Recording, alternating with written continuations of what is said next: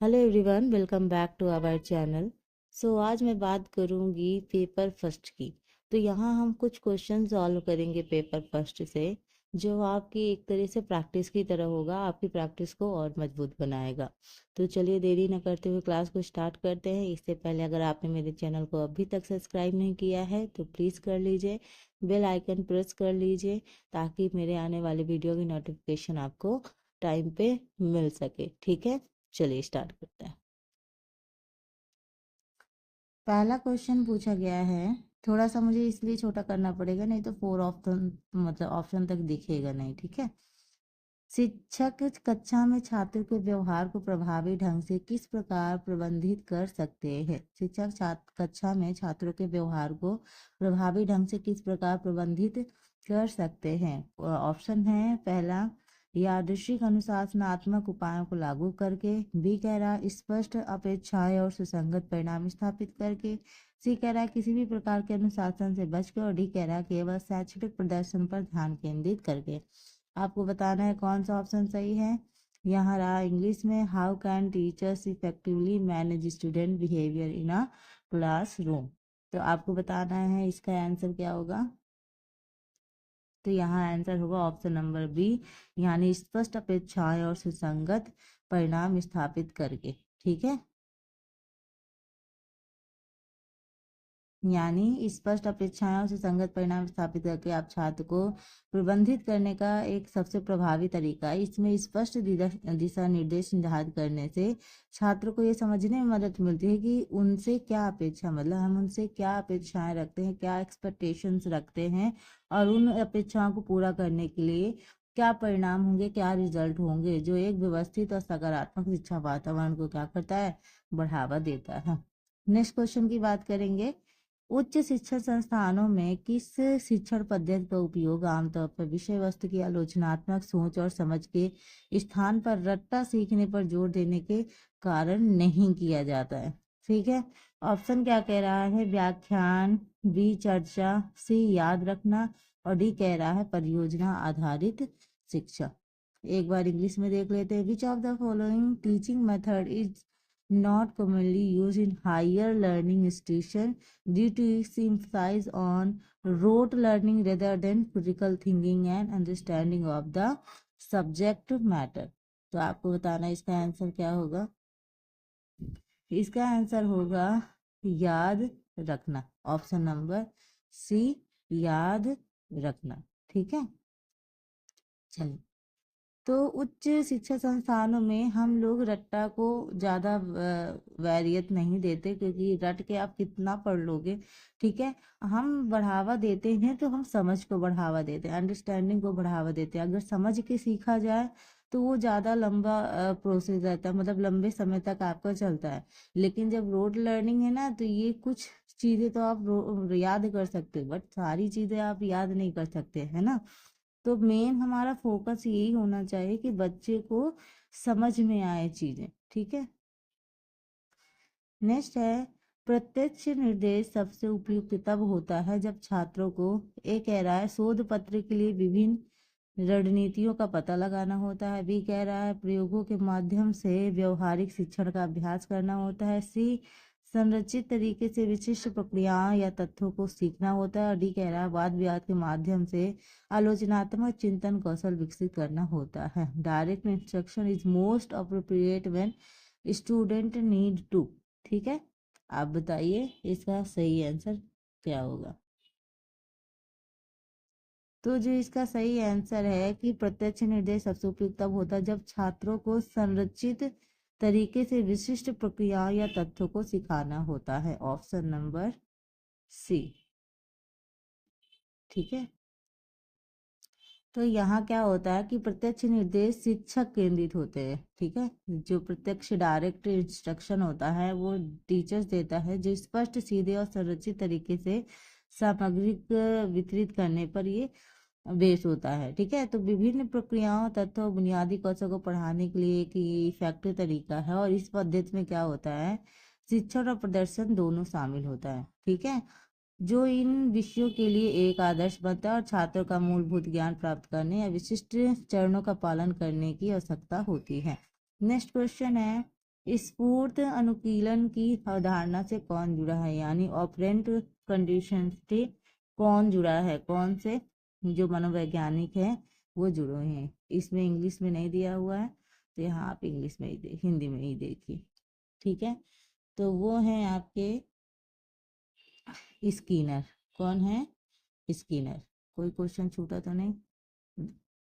चल, नेक्स्ट है स्किनर स्फूर्त अनुकूलन की धारणा से जुड़े हैं। स्फूर्त अनुकूलन सीखने का एक सिद्धांत है जो व्यवहार को आकार देने में सुदृढ़ और दंड की भूमिका, मतलब यहाँ पे पुरस्कार और दंड की बात की गई है। जो ये बात करते हैं पुरस्कार और दंड की बात करते हैं।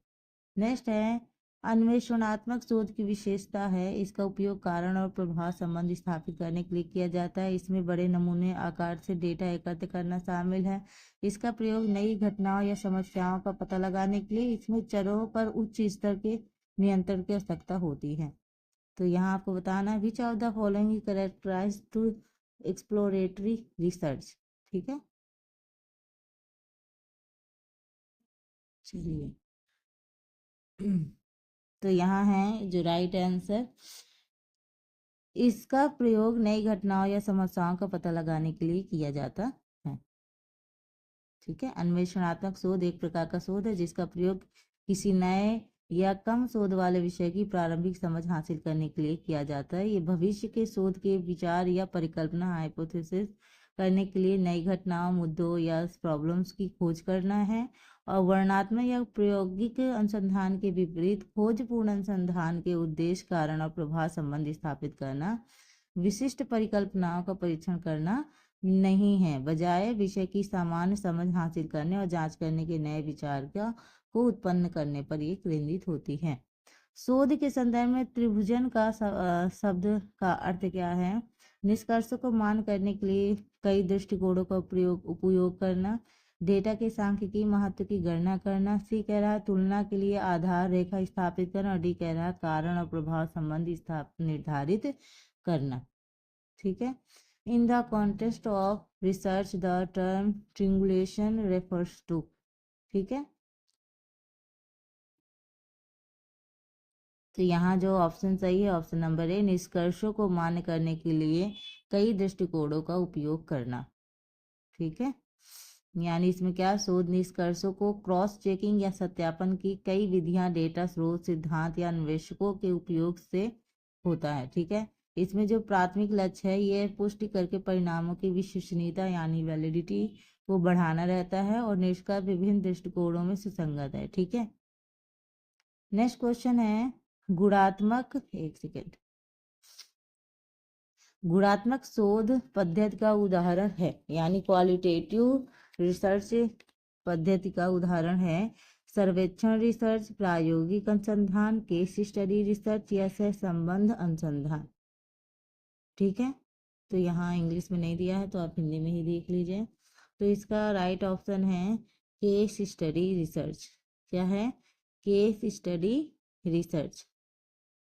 ठीक है, गुणात्मक शोध एक शोध दृष्टिकोण है जो व्यक्तियों या समूह के अर्थ और अनुभव को समझने पर ये केंद्रित होता है। ये आमतौर पर प्रकृति में खोजपूर्ण और जटिल घटनाओं में गहन अंतर्दृष्टि उत्पन्न करना चाहता है।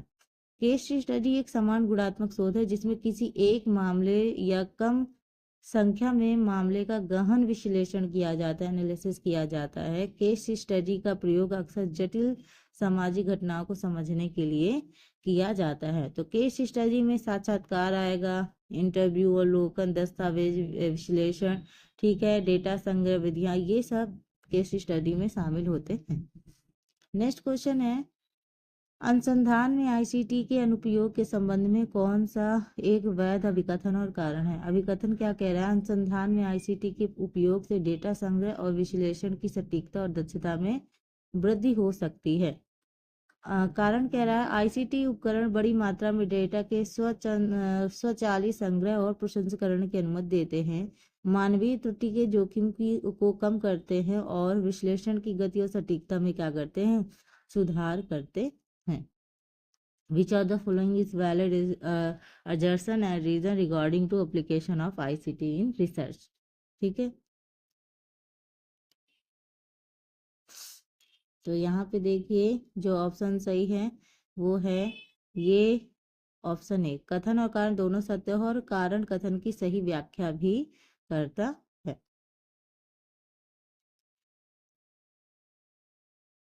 नेक्स्ट क्वेश्चन है, एक सेकेंड, नमूनाकरण और नमूनाकरण से पहले जनसंख्या को अलग अलग उप समूह में विभाजित करने की प्रक्रिया को क्या कहा जाता है? क्लस्टर नमूनाकरण, स्थिरीकृत नमूनाकरण, व्यवस्थित नमूनाकरण या कोटा नमूनाकरण। ठीक है। In sampling, the process of dividing a population into distinct subgroup before sampling is called। ठीक है। तो यहाँ पे जो राइट आंसर होगा वो होगा ऑप्शन नंबर बी, स्थिरीकृत नमूनाकरण। Option number B. ठीक। तो यहाँ स्त्रीकरण नमूनाकरण एक संभाव नमूनाकरण विधि जिसमें जनसंख्या को आयु, लिंग, आय स्तर आदि विशिष्ट विशेषताओं के आधार पर अलग उप समूहों में मतलब सब ग्रुप में डिवाइड किया जाता है, जिन्हें स्तर के रूप में जाना जाता है।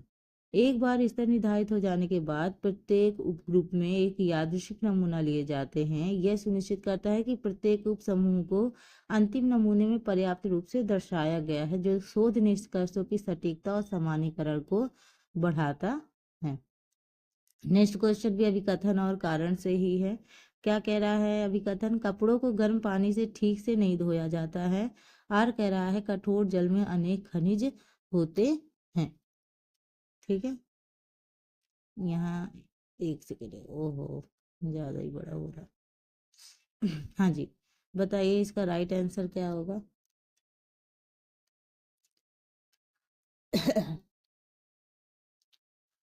कपड़ों को गर्म पानी से ठीक से नहीं धोया जाता है।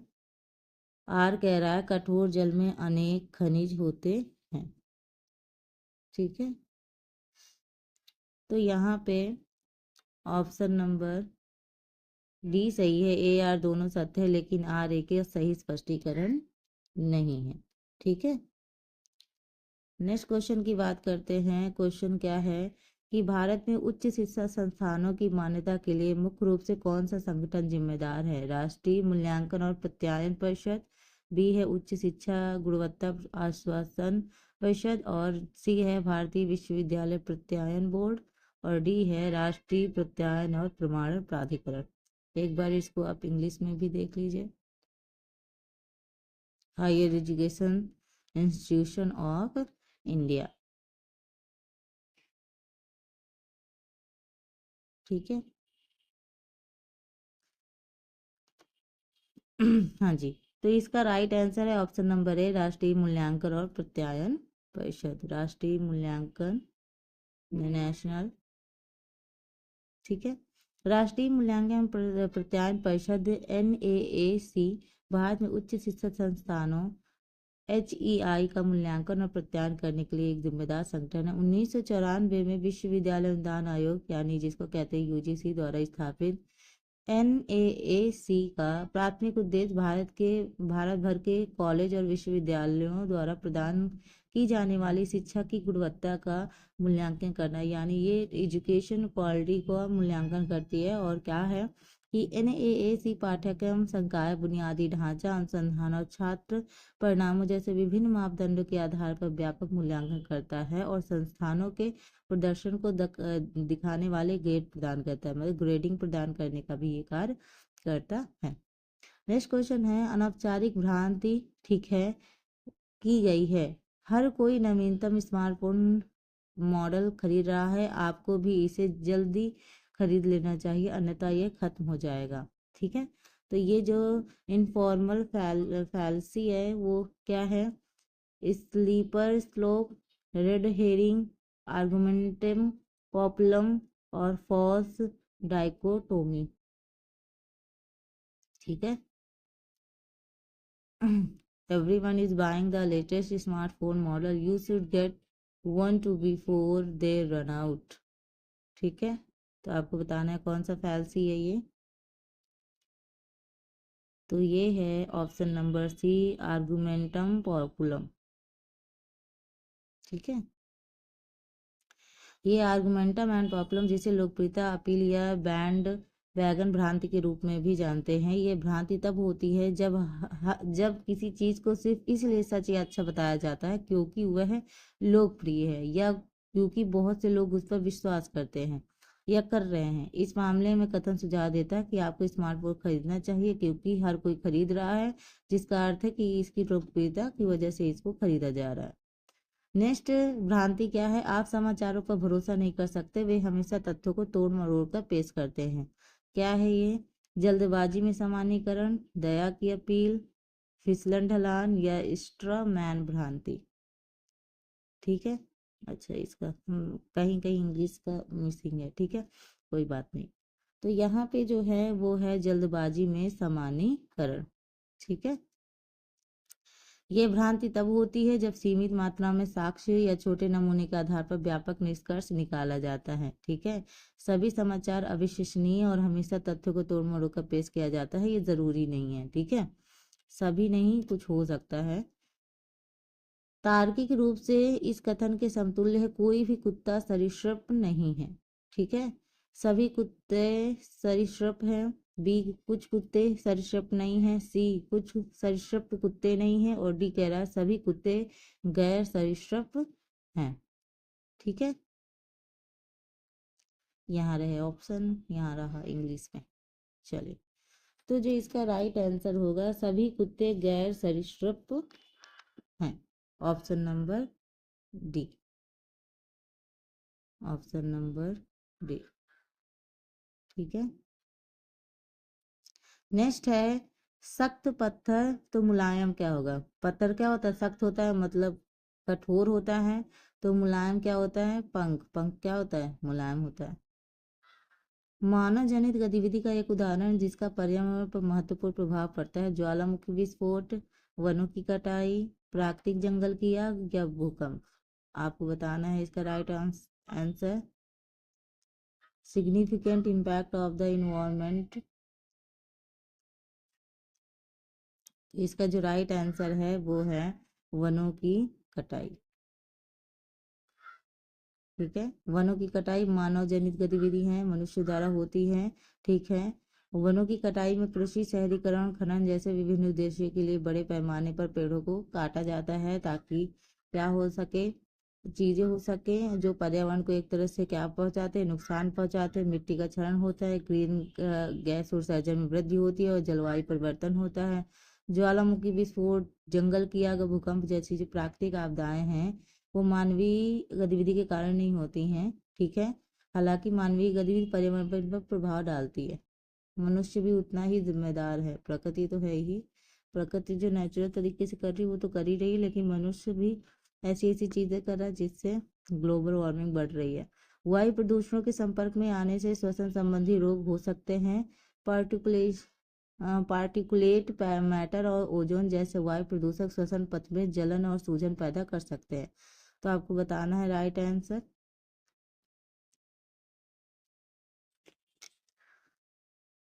चलिए, तो जो इसका सही आंसर है ऑप्शन नंबर है, दोनों कथन और कारण सत्य और कारण अभिकथन की सही व्याख्या भी करता है। ठीक है। नेक्स्ट क्वेश्चन है, देखो, वायु प्रदूषण विभिन्न श्वसन रोगों जैसे अस्थमा हो गया, क्रॉनिक ऑब्स्ट्रक्टिव पिल्मोनरी डिजीज हो गया, ब्रोंकाइटिस हो गया, तो ये इनको फैलाते हैं। वायु प्रदूषण के दीर्घकालिक एक्टिव संपर्क में इन बीमारियों के विकसित होने या खराब होने की संभावना क्या हो जाती है? बढ़ जाती है। नीचे भी कुछ कथन दिए गए हैं। सुनामी आमतौर पर पानी के नीचे ज्वालामुखी विस्फोटों से शुरू होती है। कथन, सुनामी भूमि पर होने वाले भूकंपों के कारण होते हैं। आपको बताना है राइट आंसर क्या है।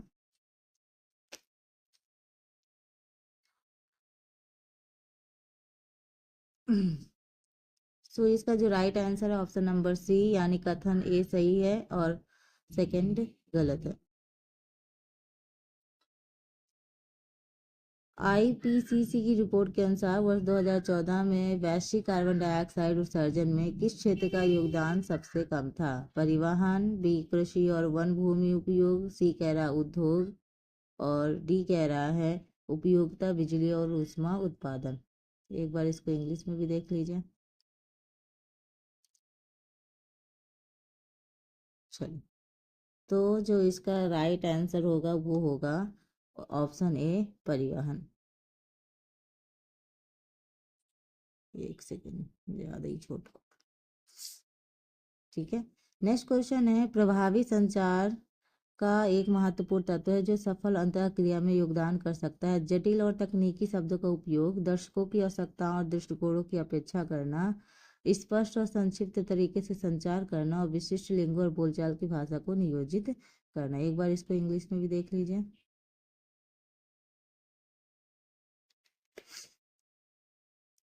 यानी क्या कह रहा है, critical elements of effective communication that can contribute to successful interactions. ठीक है। तो जो इसका राइट आंसर होगा वो होगा ऑप्शन नंबर सी, स्पष्ट और संक्षिप्त तरीके से संचार करना। ठीक है। यानी क्या, जटिल भाषा या कठबोली का उपयोग भ्रम और गलतफहमी पैदा कर सकता है, जबकि दर्शकों की आवश्यकता की अवहेलना करने से असंतोष और अप्रभाविता हो जाती है। इसलिए सफल बातचीत सुनिश्चित करने के लिए स्पष्ट और संक्षिप्त तरीके के संवाद यानी बोलने की तकनीक अपनानी चाहिए। विश्व भर में भाषाओं की विविधता मुख्यतः क्या दर्शाती है? विकासवादी अंतर, सांस्कृतिक विविधता, तकनीकी उन्नति या आर्थिक विशेषज्ञता। विश्व भर में भाषाओं में विविधता दिखाती है। The diversity of language across the world primarily reflect. ठीक है। तो ये दिखाती है सांस्कृतिक विविधता दिखाती है, अलग अलग तरह की भाषाएं, अलग अलग तरह की बोली। ठीक है। विशिष्ट मीडिया संदेशों के बार बार संपर्क में आने से क्या होता है? आलोचनात्मक जागरूकता में वृद्धि, अचेतन संज्ञानात्मक पूर्वाग्रह, प्रवर्धित कल्पनाशील सोच या डी भाषा कौशल का धीरे धीरे क्षरण।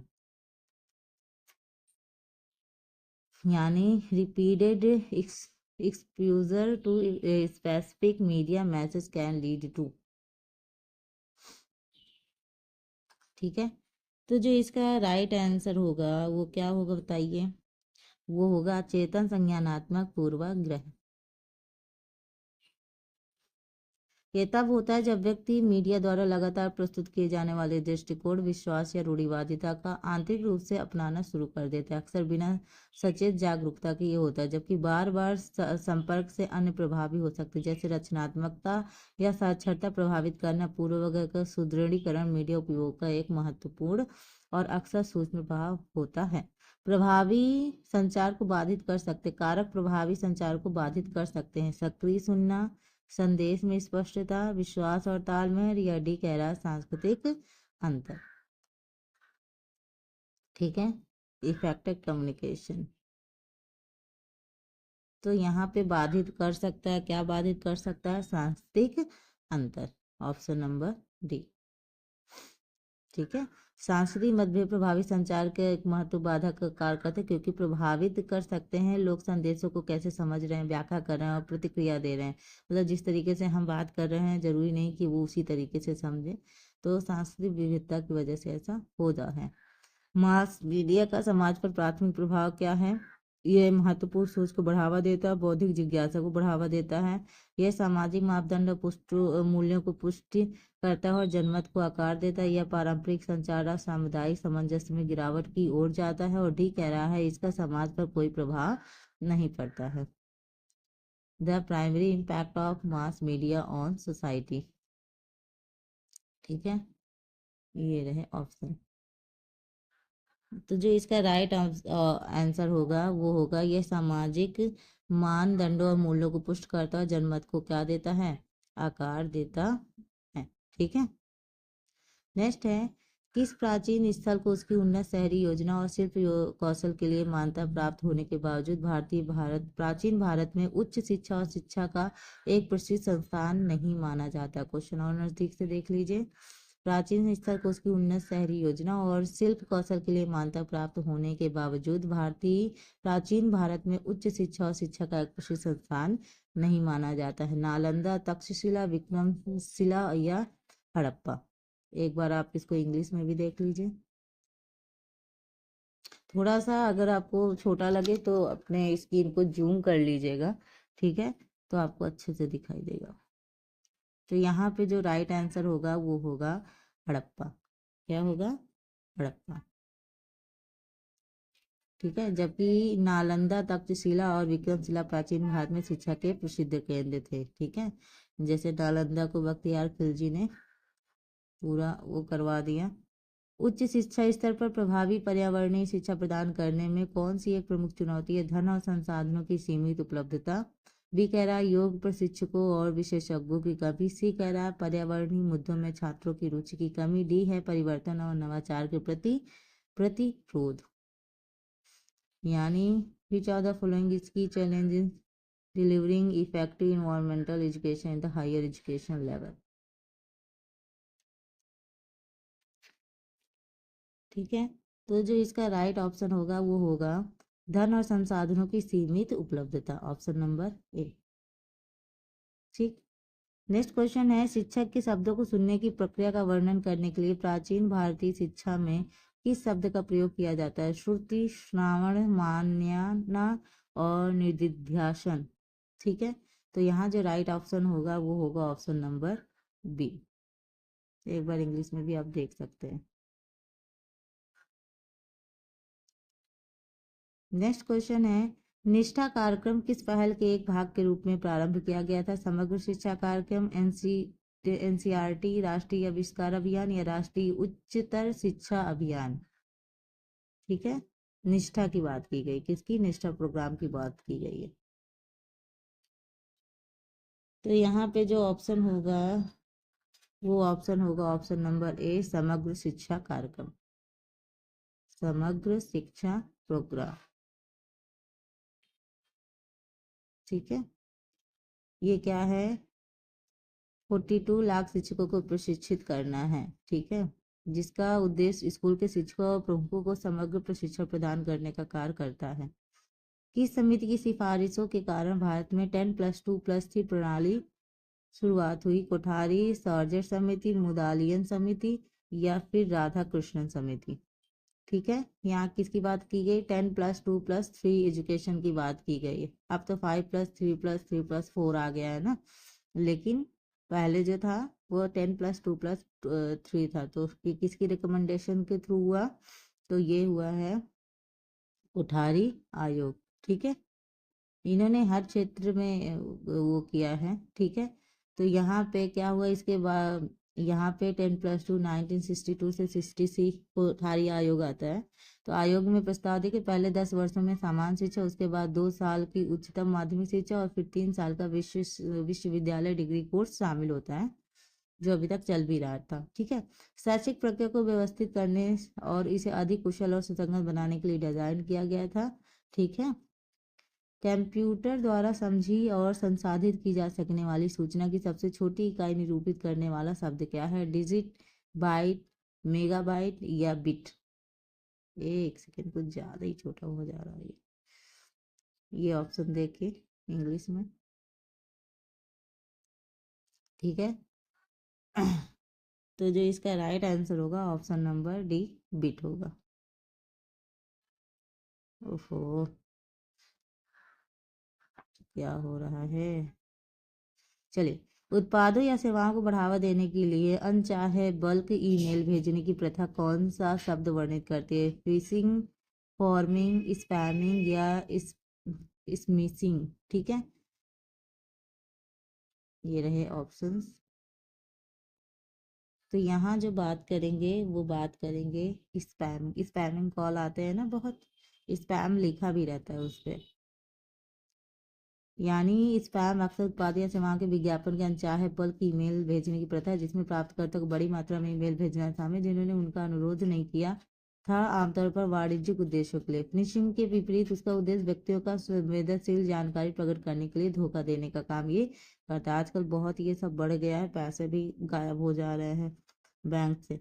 सॉफ्टवेयर रिमोट कनेक्शन के लिए उपयोग किया जाता है? टीम व्यूअर, पिकासा, प्रिज्मा या सफारी। ठीक है, software use to remote connected connection,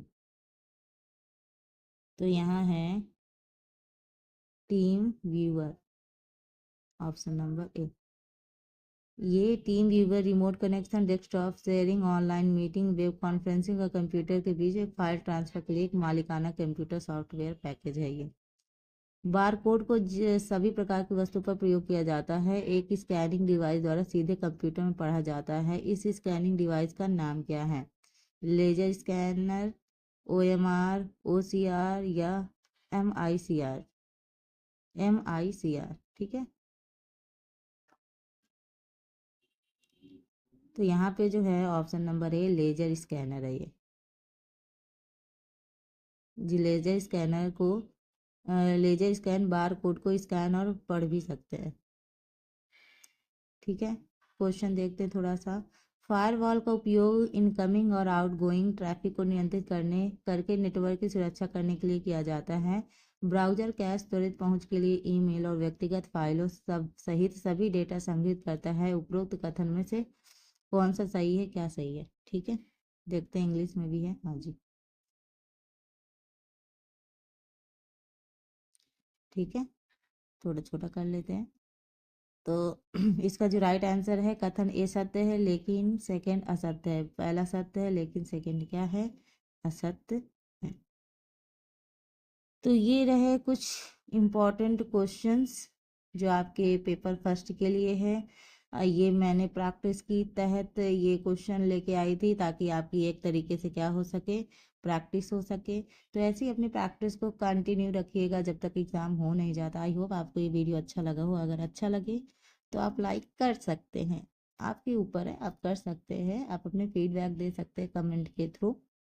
चलिए मिलते हैं अगले नेक्स्ट वीडियो में, तब तक के लिए टाटा बाय बाय, ध्यान रखिए अपना।